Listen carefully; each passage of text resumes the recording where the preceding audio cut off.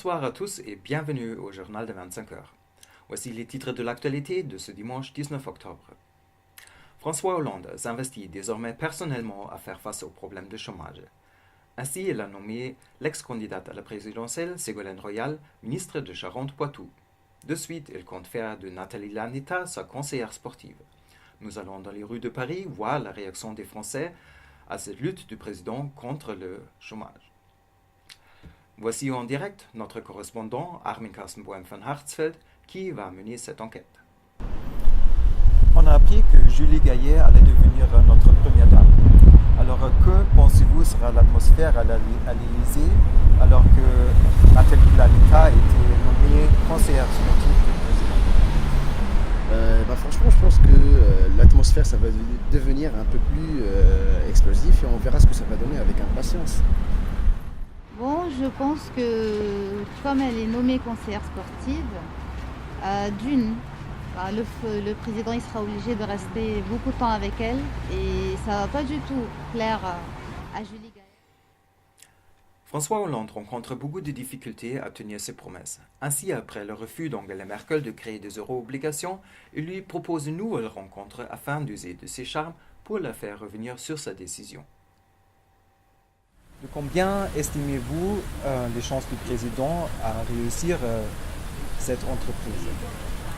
Tout simplement, je pense que si c'était Nicolas Sarkozy, il allait avoir beaucoup de chance. Mais puisque c'est pas d'une, il n'est pas Nicolas Sarkozy, et de deux, quand il était venu au pouvoir, il était anti-Merkel, donc je pense qu'il n'a pas beaucoup de chance. Vu que François Hollande et Angelina ils s'aiment bien comme Tom et Jerry, alors là je pense qu'Angelina il mangera pas de fromage.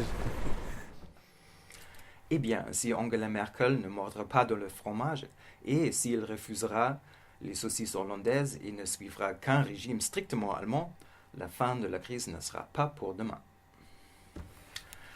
François Hollande a promis de créer 150 000 emplois pour les jeunes de quartiers populaires.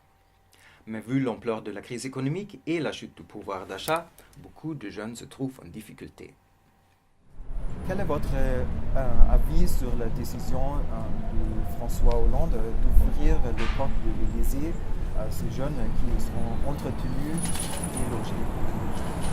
Je pense que c'est une bonne idée de loger un peu de la racaille au l'Élysée. Ça peut réveiller les ministres, quoi. C'est bien. Waouh, franchement, s'il a pris cette décision, c'est moi qui voudrais bien avoir un coordonné ou quelque chose comme ça pour que ça va m'aider moi-même.